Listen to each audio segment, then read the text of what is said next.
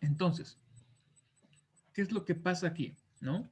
Tenemos concentración lineal contra concentración logarítmica. ¿Qué pasa aquí? Nosotros vamos a medir tal cual, como se debe, ¿sí? Una cuestión lineal. Si te das cuenta, la linealidad pues va teniendo muchas, por así decirlo, bemoles, ¿no? Entonces, son los resultados crudos que está dando, ¿no? La dosificación y la cuantificación. Si te das cuenta, muchas veces por la cuestión de administración, no necesariamente el que tengas más significa que tenga el más efecto.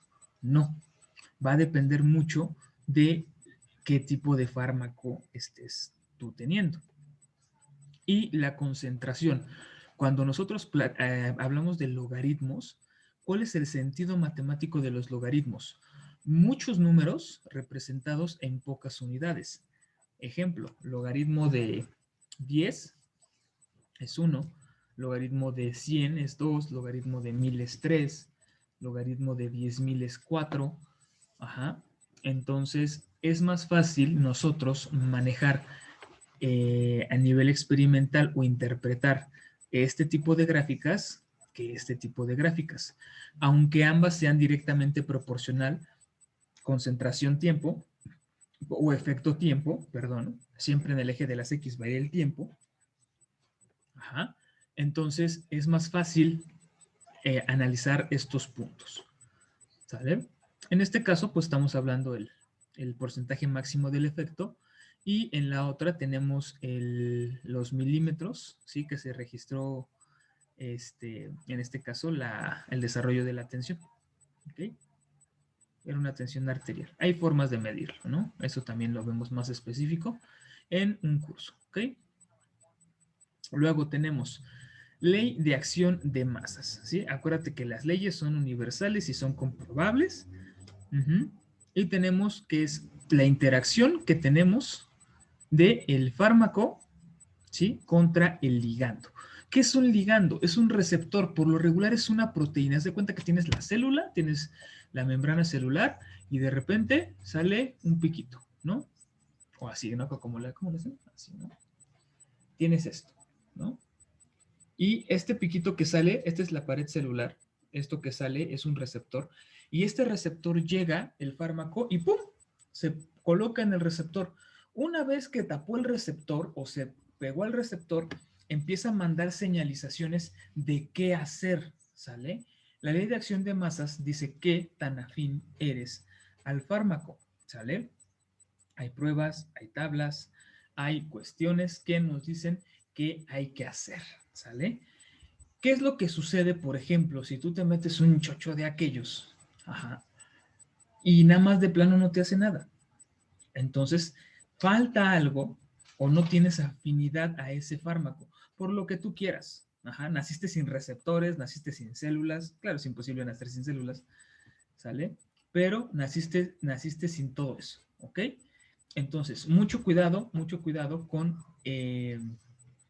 saber lo que te administras, ¿no? Ejemplo, hay otras cuestiones que son suplementos, ajá, y están embebidos en una forma farmacéutica, como por ejemplo cápsulas de alguna raíz, de alguna plantita, ¿sí? Cumplen con ese propósito. Pero, ¿qué es lo que sucede? En este caso, si son herbolarios o demás, hay un registro que se reconocen como comida, ¿no? También en el curso podrás aprender qué significan las fracciones de los medicamentos, cómo leerlos, qué es un excipiente, qué es una forma farmacéutica, cómo están embebidos, todo esto. ¿Ok? Luego, la farmacocinética, ¿sí? Aquí algo bien importante. Se van a vincular a macromoléculas, ¿sale? Sabemos que las macromoléculas son lípidos, proteínas y grasas, ¿no? Que puede que cambien sus efectos y sus acciones, ¿sale? Por ejemplo, ¿sabían que la albúmina albúmica sérica humana, o sea, la albúmina que tenemos en la sangre, ¿sí? Va a ayudar muchísimo a transportar fármacos. Ajá. Por ejemplo, la aspirina es uno. Entonces, si tenemos deficiencia de esta proteína, ajá, en sangre, ¿qué es lo que puede suceder? pues que se distribuya de una manera diferente. Puede que nos sirva, puede que no nos sirva, pero va a ser diferente, va a afectar lo que te dice la media de acción farmacológica que reporta el fármaco, ¿no? ¿Sí? Entonces, por eso te digo, cambian sus efectos y pueden cambiar sus acciones. Se acuñó el término receptor también en la farmacocinética, porque, te repito, el fármaco tiene que llegar a un lugar, tiene un mecanismo de acción, ¿sale? Ese mecanismo de acción va a depender a quién se una. No es nada más que llegue y es de cuenta que avientas un mecánico y te empieza a reparar todo. No. Esto sucede de una manera mucho más específica, ¿no?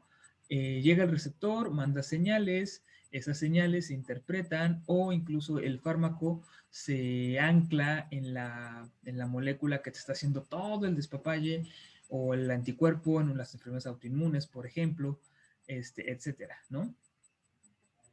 Si nosotros lo vemos de una forma fisiológica, incluso llega a haber retroalimentaciones negativas. ¿Qué es una retroalimentación negativa?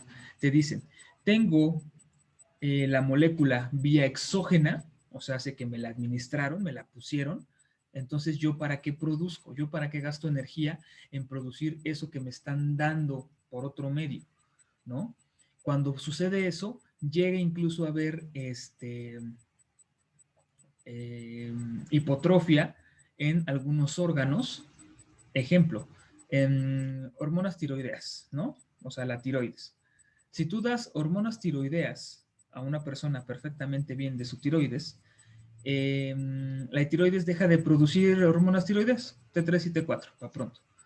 Tú le haces una disección, sea la persona, y te vas a dar cuenta que la tiroides tiene menor volumen en la que administró hormonas tiroideas vía inyectada, tomada, no sé lo que quieras, y la comparas con una persona que no tuvo esos problemas o no tuvo no tuvo esa administración, y la de la persona que no tuvo la administración, la tiroides es más grande, ¿sale?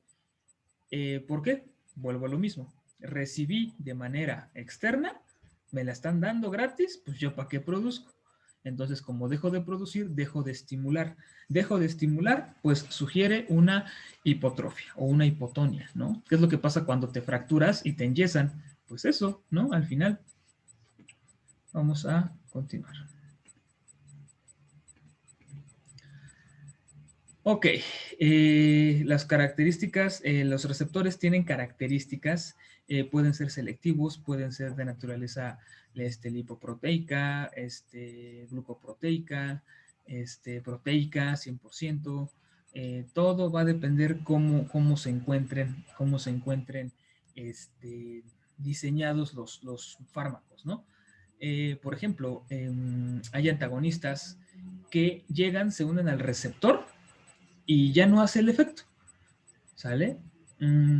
Por ejemplo, inhibidores hablando de dopaje, como deportista, ¿yo para qué quiero un fármaco que me calme los nervios?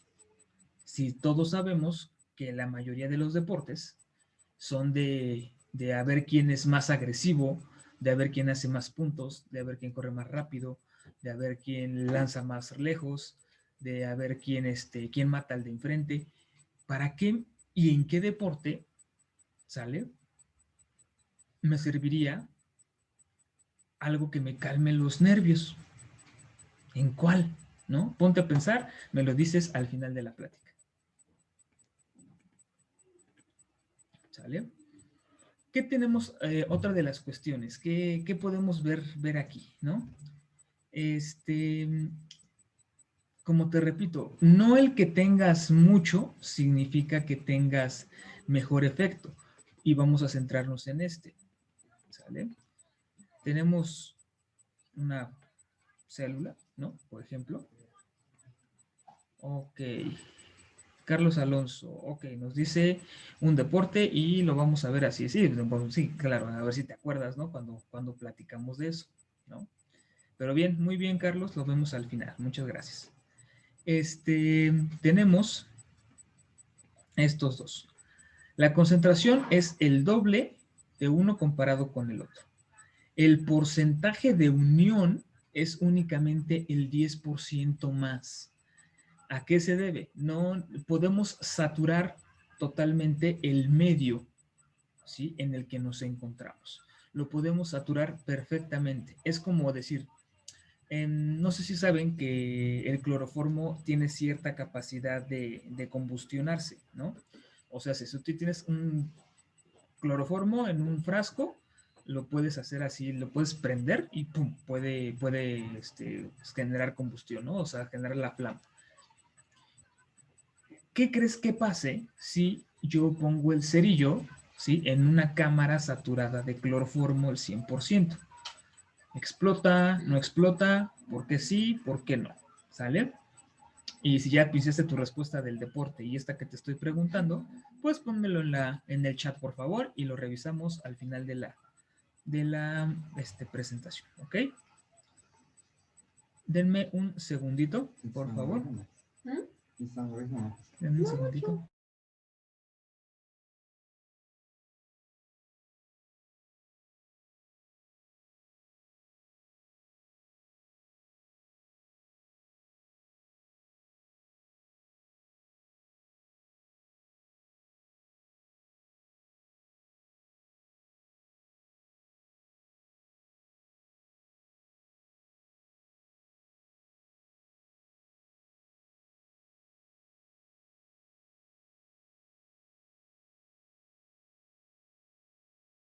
Ok, discúlpeme, es que fui brutalmente interrumpido por el olor a mercaptano que hay aquí en el tanque de gas que tengo atrás de mío. Y pues ya saben, ¿no? Tengo que ver. ¿No se prende? Ok. ¿Alguien más? ¿Alguien menos? Ahorita platicamos de eso. ¿Sale? Entonces, es lo que podemos ver, ¿no? Hay cosas que son directamente proporcionales o inversamente proporcionales y va a depender mucho, ¿no? También tenemos el concepto de ósmosis, ¿no? ¿Qué pasa cuando nosotros empezamos a conceptualizar esta cuestión de la ósmosis, ¿no? Para pronto, de donde hay más líquido se pasa a donde hay menos líquido para que las concentraciones se igualen. Para pronto. Eso pasa mucho a nivel celular, ¿no? Incluso a nivel hidratación, ¿sale? Por ahí estaba platicando con unos alumnos que tuve y les propuse hacer una tesis de diseñar una cuestión de... permítanme otra vez un poquito.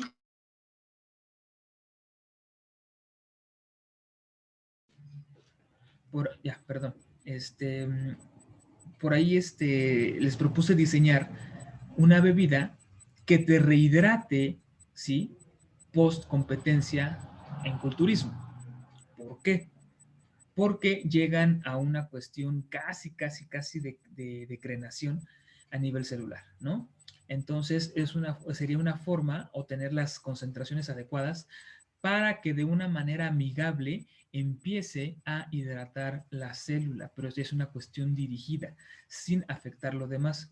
Bien emocionados fueron, se referenciaron, pasaron 2 semanas, no supe nada de ellos, pasaron 3 semanas, no supe nada de ellos, llegó el mes y me dijeron, profe, está muy cabrón esto. Y dije, sí, por eso, con eso te vas a titular. Pero ya no llegamos a nada, para pronto, ¿no?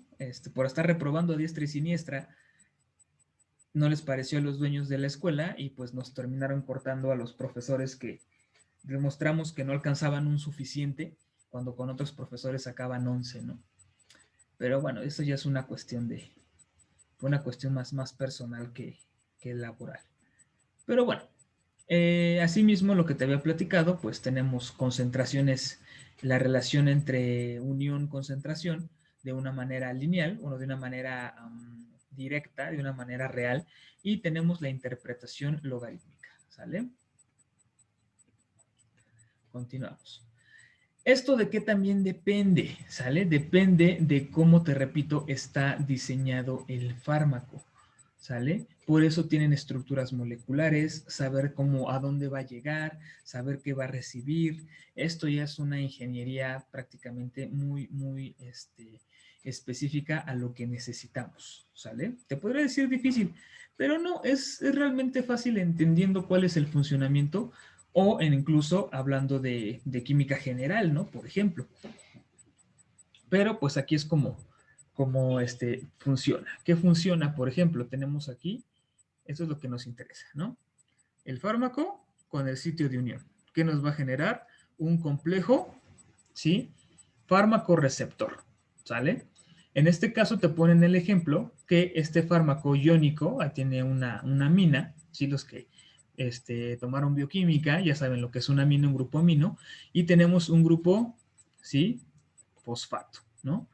Entonces, la amina y el fosfato se van a unir de una manera iónica, ¿no? Y ahí tenemos el complejo. Llegan otras fuerzas o llegan otros fármacos o todo eso, ¿qué va a pasar? ¡Pum! Se va a regresar, ¿no? Ese complejo es reversible, ¿no? Y se va a volver a, a generar el fármaco y se va a volver a quedar ahí la membrana pues, como estaba, ¿no? Y tenemos ejemplos, la atracción electrostática, las fuerzas de la unión de Van der Waals.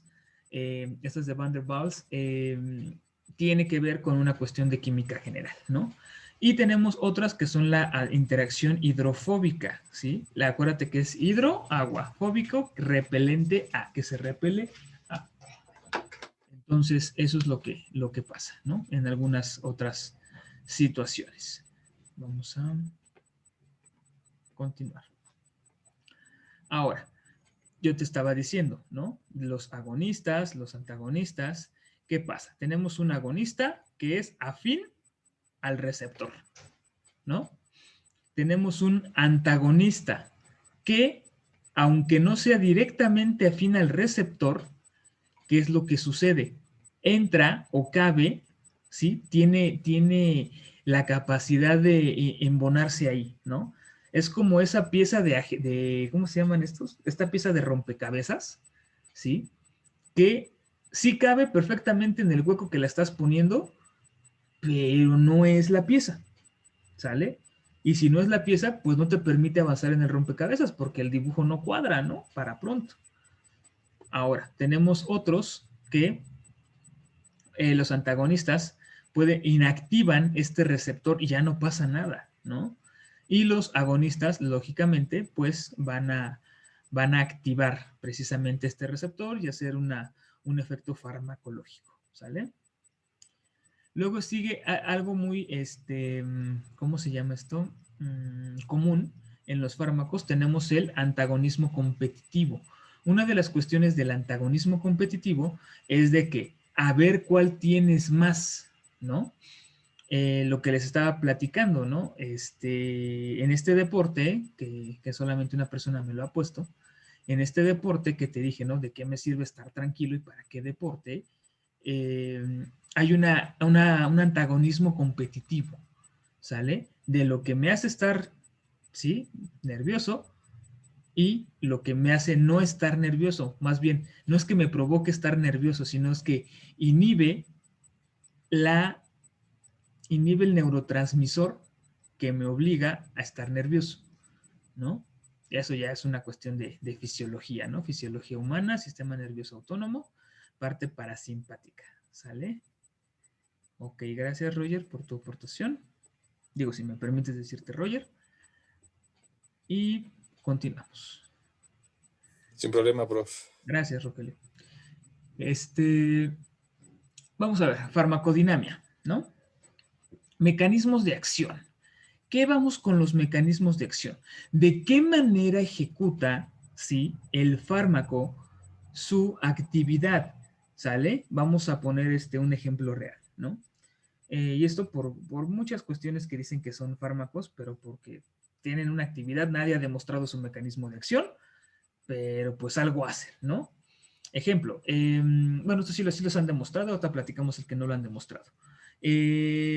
Antiinflamatorios no esteroideos, ¿no? Todos como deportistas sabemos que son necesarios los antiinflamatorios no esteroideos porque me pegaron, porque me caí, porque me rompí, porque estaba haciendo clean con 100 kilos, 4 de 20 repeticiones y de repente mi hombro ya no dio o el manguito rotador se fregó y parece que tengo otra cabeza en lugar de hombro, ¿no?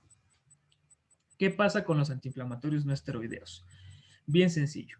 Entran al sistema, se distribuyen y esa molécula del fármaco va a inhibir la ciclooxigenasa. La ciclooxigenasa es una enzima que me va a producir prostaglandinas, ¿sale? Prostaglandinas. Esta prostaglandina es una de las encargadas de mandar la señalización de la cascada de inflamación, ¿sale? También es otra de las encargadas de recubrir la mucosa gástrica, ¿no? Las prostaglandinas. Si yo, ¿qué pasa? ¿Cuál es el mecanismo de acción? Llega el fármaco, ¿sí? Está la enzima, el fármaco se adhiere a la enzima, ¿sí? Y ya, la enzima ya no hace nada. ¿Por qué? Porque no se come al ácido araquidónico para producir la prostaglandina. Entonces, el mecanismo de acción de algunos antiinflamatorios no esteroideos es inhibir el sitio alostérico de la enzima, ¿sí? Inhibe su actividad. Ahora, vamos a hablar de un quesquefármaco, y digo quesquefármaco porque dicen que lo es. De hecho, ya retractaron el paper original. El famoso factor de transferencia. A bien tuve una plática muy amena con la persona que trajo esa cosa aquí a México y desgraciadamente o agraciadamente el Politécnico vive 80% de lo que ingresa esta cuestión, aunque ya se demostró que no se hizo nada y nadie ha demostrado el mecanismo de acción. ¿Qué hace? Es un inmunomodulador. Alguien dice que hace, pero nadie lo ha demostrado. ¿Qué sucede? De tu sangre se rompen todas las células de células blancas, leucocitos, lo que lo ponen en una membrana, ¿sí? Una membrana que es como un papel, por ejemplo, y la ponen en medio de una solución, como si fuera agua, con ciertas cantidades de sales y demás. De estas cuestiones de este fármaco, bueno, de esta sangre, se van a romper las células de los leucocitos, se van a romper esas células. Todo lo que gotea, porque la membrana tiene cierto poro para que pase esa proteína, todo lo que gotea se centrifuga, se concentra, se hace un paquete y eso es lo que te venden. ¿Sí? Nada más le meten una bonita presentación, lo liofilizan para que no se contamine y pum, ¿no? Te cuesta 500 pesos el frasquito, ¿no? ¿Qué hace? Nadie ha demostrado qué hace. ¿Cómo lo hace? Nadie. Más que qué hace, cómo lo hace, porque sí han demostrado qué hace. Les repito, platiqué con esta persona y me dijo, es que es un inmunomodulador. Tienes la inmunología muy alta, por ejemplo, una enfermedad autoinmune, un lupus eritematoso sistémico, por ejemplo, una artritis reumatoide. Tienes el sistema muy alto, lo baja. Tienes el sistema muy bajo, lo sube. ¿Sale? Es un inmunomodulador. ¿Sale? Que hay estudios o referencias que te quitas hasta lo feo, pues ya es otra cuestión, ¿no? Ya es una cosa diferente. Repito, debe de tener un mecanismo de acción, ¿sale? Para considerarse un fármaco, ¿ok? Y obviamente con cierta seguridad, ¿sale? Por eso tienes un registro sanitario, ¿sale? Entre otras cosas. Hay muchas personas que usan, ¿cómo se llaman? Medicamentos de tipo veterinario para hacer muchas porquerías, ¿no? Bueno, lo que te estaba platicando hace rato, ¿no? De las vías de administración, intravenosa o endovenosa, subcutánea, intramuscular y oral, ¿no? Patrón de absorción, utilidad especial, limitaciones y precauciones, ¿no? Y es lo que te estaba diciendo. Varios, ¿sí? Bueno, pues tenemos las parenterales, que son las primeras tres, y las enterales, ¿sale? Que es, por ejemplo, la oral, ¿sale? Estas parenterales, pues es cuando tú las administras de una manera, pues prácticamente directa. La enteral, pues tiene que tener varias barreras, ¿no? Varios pasos, ¿sí? Y aquí es lo que te decía, la oral es más cómoda y económica, ¿sí? Y, bueno, por su cuestión de producción. Una intravenosa, una intramuscular, debe de tener bien marcado cuánto hay, además de que el proceso de purificación es muchísimo, muchísimo más ¿cómo se dice? Más elaborado, ¿no? ¿Qué pasa, no? Por ejemplo, la intravenosa, ¿no? Dice de utilidad para urgencias, permite ajustar la dosis, necesaria por lo general para administrar proteínas de alto peso molecular y péptidos, ¿no? ¿Qué pasa aquí? Hay personas que creen que meterse a una cámara de radiación con sus ampolletas de colágeno va a beneficiar para la piel. No te hace nada. El colágeno es una proteína muy grande. Créeme que no, por radiación no pasa. Tendrías que tomártela para tener una mejor actividad. Y eso no se va a donde te dice que se va, no se va al cabello, ¿no? No se va a ninguna otra cosa más que a un pool de aminoácidos, ¿no? Y ahí deciden qué hacer. Entonces, hay que tener cuidado con el tipo de vía de administración que yo voy a elegir para qué fármaco, ¿sale? Importante, saber qué tengo y cómo me lo puedo administrar, ¿no? Es como, por ejemplo, lo que pasa mucho en las películas cuando te están diciendo, esta droga se inyecta, no se inhala, ¿no? Por algo te lo dicen. Yo creo que hasta muchas veces los drogadictos tienen hasta más precaución que personas profesionales, ¿no? Entonces hay que tener mucho cuidado con eso, por favor.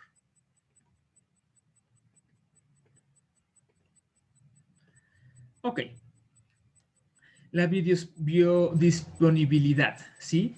Es cuánto tenemos de este fármaco para que llegue a su sitio de acción, ¿sí? Y desde dónde parte.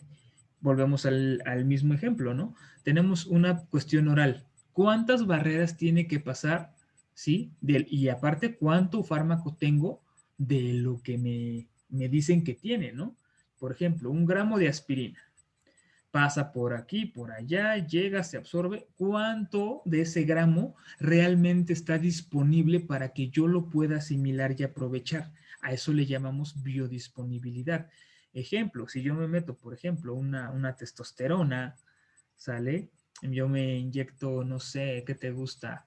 Un antibiótico, un antiinflamatorio, una vitamina, ¿sale? Muchas veces me las puedo inyectar hasta intramuscular o endovenoso, ¿no? ¿Sale? Entonces, ahí es más fácil de tenerlo más biodisponible. ¿Qué tan agresivo o qué tanto se puede secuestrar por las proteínas plasmáticas directas? ¿Qué tanto se elimina? ¿Qué tanto sí se recibe, sí se absorbe? Todo esto habla de la biodisponibilidad, ¿no? Imagínate que la testosterona tiene cierta cantidad de receptores, pero tu cuerpo produce un receptor que lo mantiene arraigado, ¿no? Lo mantiene arraigado. Y de eso va, ¿sale? De eso va la biodisponibilidad. Y como te había platicado, la albúmina, sí, transporta fármacos de índole ácido, la glicoproteína es alfa 1, globulina fijadora de hormonas sexuales, globulina fijadora de tiroxina, ¿sí? Las globulinas, ¿sí? Como la hemoglobina, la mioglobina, ¿sí? Son proteínas que tenemos en la sangre. Y lo que te estaba platicando, ¿no? De las hormonas tiroideas, alguna embarrada, de dónde se hacen, qué se hacen. Estas flechitas que tenemos aquí rojas, estas flechitas rojas, dice que si hay cierta hormona, entonces va a inhibir la producción de hormonas tiroideas. ¿Sale? Por ejemplo. Como le repito, esto no es, me encantaría que fuera un curso. No, algo de cómo se sintetizan las hormonas. Esto es una plática informativa. Posteriormente se sacarán los temas selectos de farmacología directamente para quien sea de su interés. Y próximamente lo pondré en el Facebook, ¿ok? Y pues bueno, al final tenemos aldosterona, cortisol, estradiol, dihidroxitestosterona. Ok. Glándulas suprarrenales, ¿cómo se hace? Esto, ¿qué hacen, qué no hacen? Parte de fisiología. Todo esto se puede hacer una cuestión farmacológica de vía exógena. Control de hormonas. Efecto del metabolismo de las grasas y los carbohidratos. Esto ya es una cuestión más fisiológica, ¿no? Y pues bueno, con esto damos por terminado esta pequeña plática. Y pues bueno, vamos a tener un poquito de tiempo para un par de preguntas, como 3, 4 preguntas. Entonces, vamos a parar la compartida y por favor, una pregunta, por favor, ¿alguien?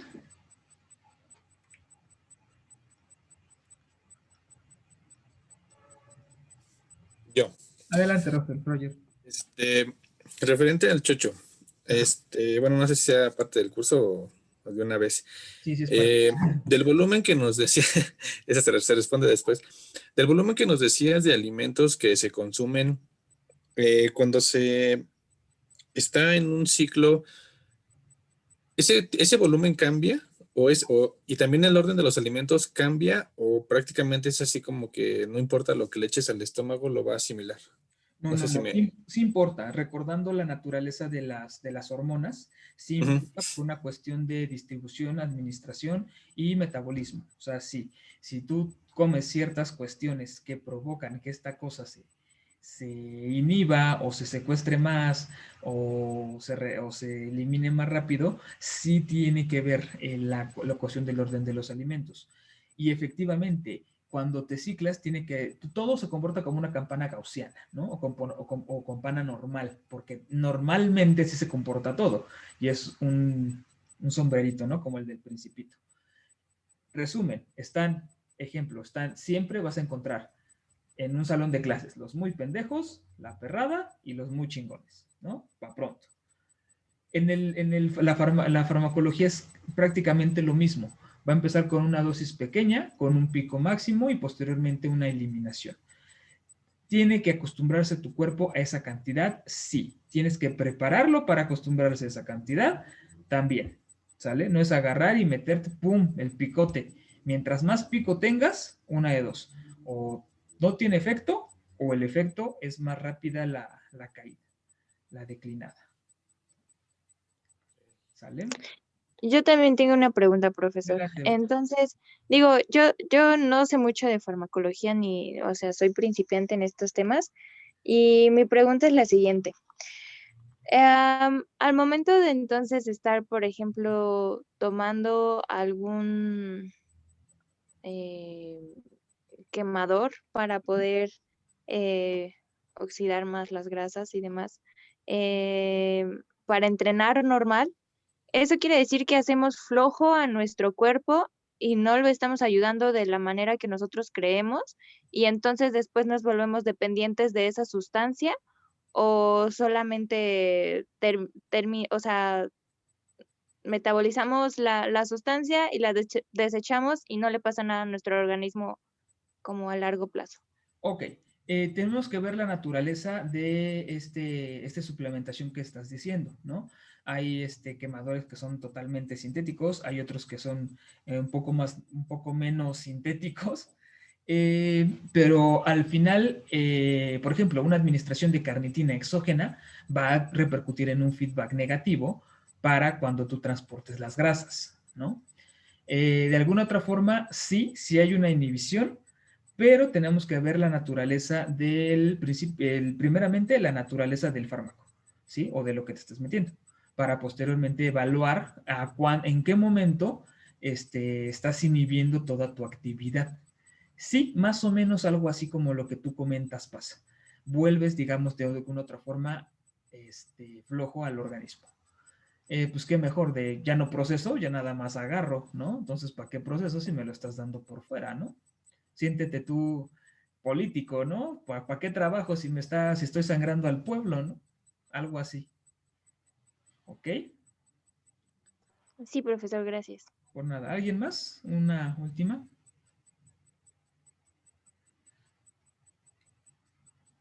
¿No? ¿Nada? ¿Una duda existencial?